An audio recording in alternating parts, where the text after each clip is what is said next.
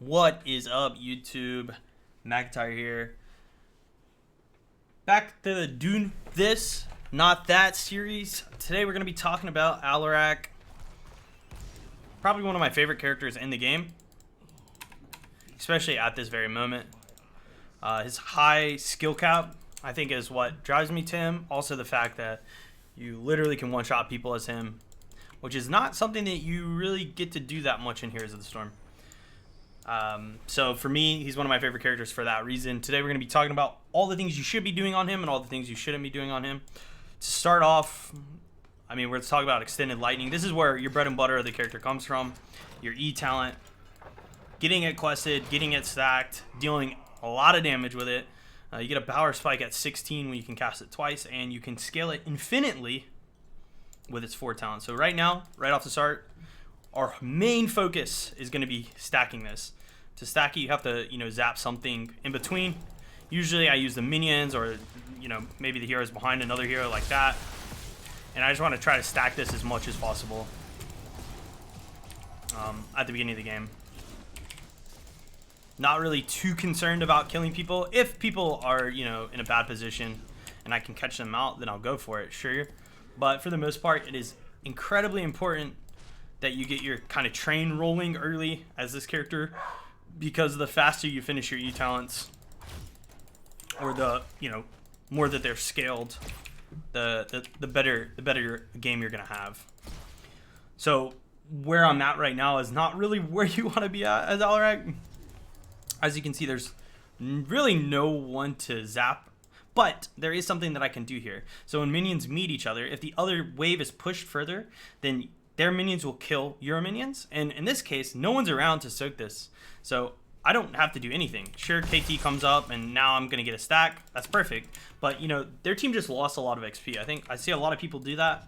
They'll start pushing that wave, but you can punish the other team just very easily by not pushing. So the do is to not push if the other team's not around, because their minions will kill your minions. And the do not is push the wave, because then you'll continue to push the wave towards them. Again, they're losing all this XP. It's very unfortunate that the Orphea just 1v4'd, but we are still half a level up because they continue to lose XP down here in this bottom lane, as you can see. So it is an issue, I guess, that I'm not really questing, but at the same time, it's not too big of a deal because, I'll get it eventually. There's a stack right there, for example. And now we are at level 4, so it is very, very crucial that we start really starting to try to pump up our stacks.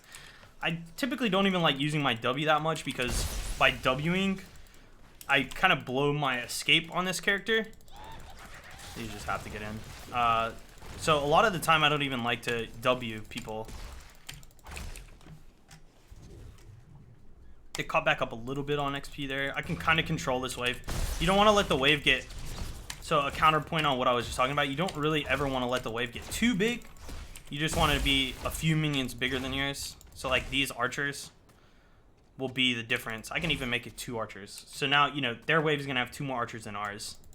And the wave is going to stop right here in front of my tower. So I can't really get ganked either. Should I get this XP? I'm not sure I can fight this. My whole team has rotated to the top wave. Depending on how many people are down here, depends on if I can fight this or not. I can stop it, however. Dodge that. Dodge some things. Dodge that. I don't know if I live here or not. I will get a stack, though. One day, someone on my team will rotate. I can use my Q. This silence.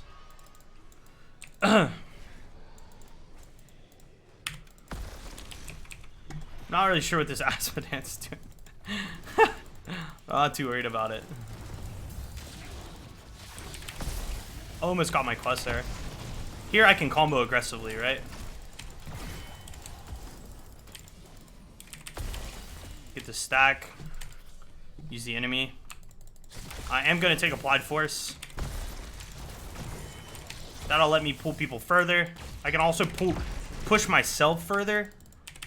The real reason you take this level 7 talent is not to pull people further, which it is, but you can also push yourself further away, which a lot of the time will allow you to escape, right? Because you push further, like when you're dodging abilities or when you're trying to escape the enemy who's chasing you down, you know, having that ability is enough to escape. Like there, you know, the Asmon is pretty weak, but if I use telekinesis and then an Uberak shows up, I'm probably dead. You need to make sure that if you telekinesis and you realize that you're pulling someone closer to you, like here, the Tierlist here, so pulling someone closer to me is totally fine, right? I know that by pulling them, they're not going to just hard engage into me. Try to dismount this. We can even, I was going to say we can try to silence it. Should be fine. I can push a KT away if I need to. Now we're back on attack plan. we got the slow off of our level 1. Remember the level 1 talent is slows. So I typically try to get the E like that to hit them before I go for the combo if I can, because it makes it easier, right? They'll be slowed from your level 1 quest. Also, another thing to note is like the level 1-3 stack that gives you the sadism. Not super important. We want this level 1 talent more for the range and for that slow. Here we go, use this minion, get the slow, and then we can go for the combo. It's a bit easier to land, and it ends up getting us the kill. The other way to do it, obviously, is to combo and then slow them. Both are effective, but it's really just a comfort thing. The other things, you know, level 7, if you're feeling dissonance, I think dissonance is fine. The silence, if you can land the combo without the pull range. However, I don't think I would ever take hindered movement at 7 because you already are slowing them with your E, with your level 1 talent, right? And now the bread and butter, the failure that many Alarak players make, Deadly Charge. I know there's gonna be people in the comments, there's gonna be people on Reddit that are like, "Oh, Deadly Charge is so busted." Like, why would I not take it, right? Well, if I took Counter-Strike there, I would have been able to Counter-Strike that for one. But the reason we do not take Deadly Charge is because Counter-Strike not only helps us to not die when we get dove by their whole team, but it also provides damage. It's just the whole it's the whole package. That's a sanctification. You can use it to avoid skill shots. You can use it to avoid engages. Let's say I get Pyro blasted this game, which I'm sure is probably going to happen at least once if this guy takes Pyro. I Counter-Strike that, and it doesn't do anything to me, right? There's the combo pull with the slow after. So that's an example of that. When you pull people, sometimes you can get the combo off after the fact. Might be able to kill this guy. Still looking for it. Oh, I missed. I like that Ancestral. I think if I had hit the combo on the Phoenix, I probably would have been a kill there.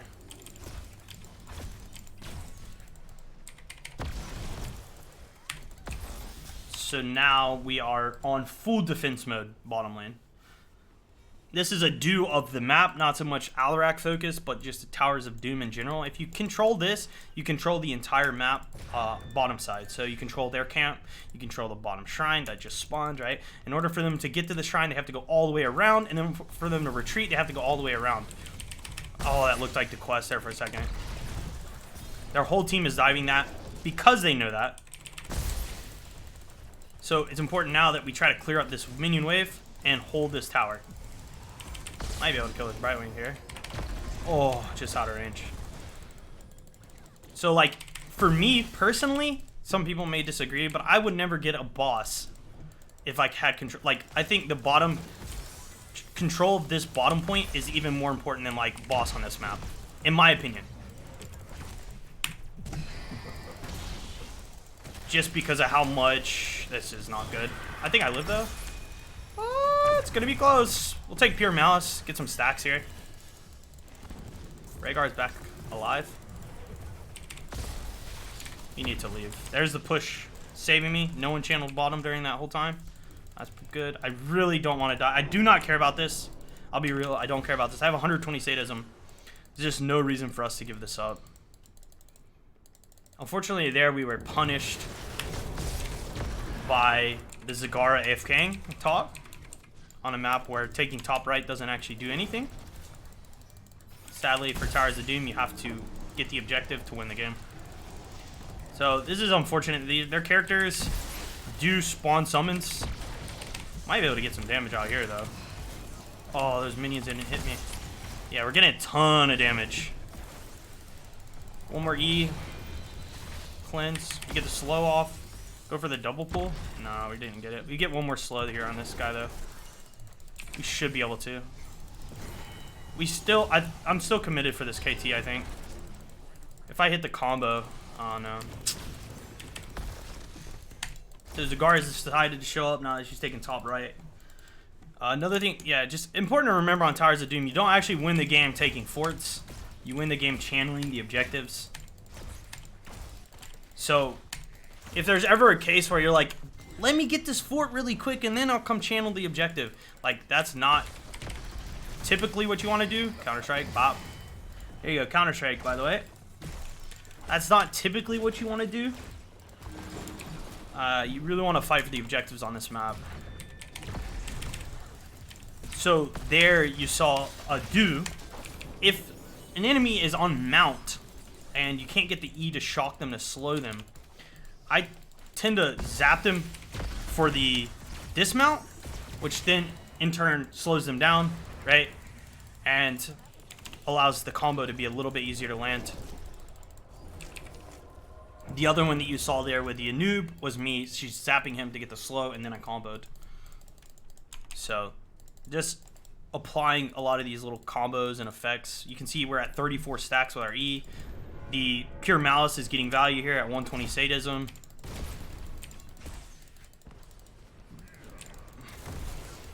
I'm looking for an E on one of the... I was trying to get a stack there. So now we have our big power spike. Now we have to look for 2 E's when we cast it. If we can't find a second one in the middle, then what I typically switch to do is just zap the person. I want to kill this Brightwing so bad. Oh, so close.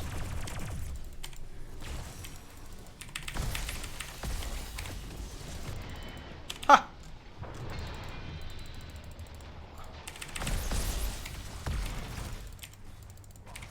Oh!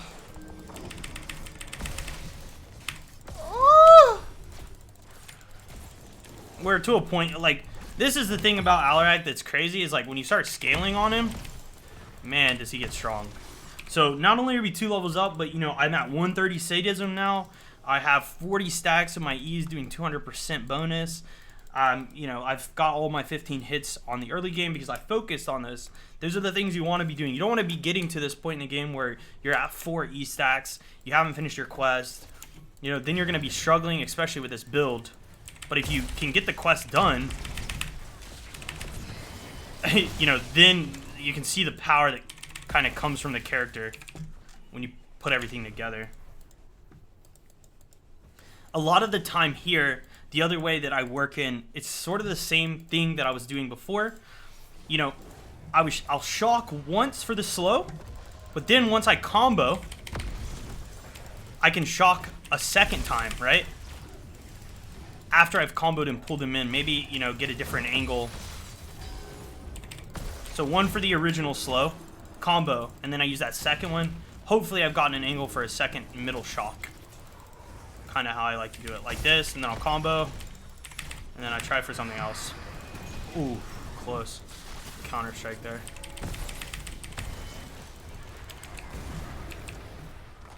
So the 10% sadism that we ended up not getting was from our level 1 quest, but it really didn't matter, as you see, you know, just powering through an Anubarak with spell armor at level 1. End up getting the MVP. 45% hero damage of our team's hero damage was done by me that game. Good times. And we clapped it out. Hopefully, after watching this video, you've learned some do's of Alarak and some don'ts. Some do's would be, you know, make sure that you're stacking the E. I think that's so important. If the E is not stacked, then you're not gonna really do anything as Alarak. And use that in a team fight. Make sure you're getting the center hits. That is a big do. The second is only combo things that look killable. If you use your W, you are, you know, at the other team's mercy, right? That's your escape button. Some don'ts are don't combo things just for damage. If you're comboing things just for damage, a lot of the time in Heroes of the Storm, damage gets absorbed through heals, right? The fact that healers exist mean if you're damaging, then typically it just gets healed back and it doesn't really matter. And again, your W is now down and you will die, right? And also do some don'ts, right? That we learned from this game. Don't push the wave if the other team's not there. If their wave is pushing into you and they're not there, let their minions kill yours. You'll get an XP lead. You'll get the advantage that you're looking for. Even when your team gets caught out 3v1, right? You're catching XP that they just got from killing your hero, and it can give you an XP lead even when your team's playing poorly. So those are the things I hope that you learned from this game. I know this game is a bit of a stomp, but that just goes to show you what Alarak is really made of if you play him correctly. Here's the build. Here's the talents. At level 20, I probably would have taken Rewind, although Last Laugh's pretty good. And if you really don't feel comfortable using either of those two, as they are a bit more hard or difficult to use, I would just go with the Deadly Charge.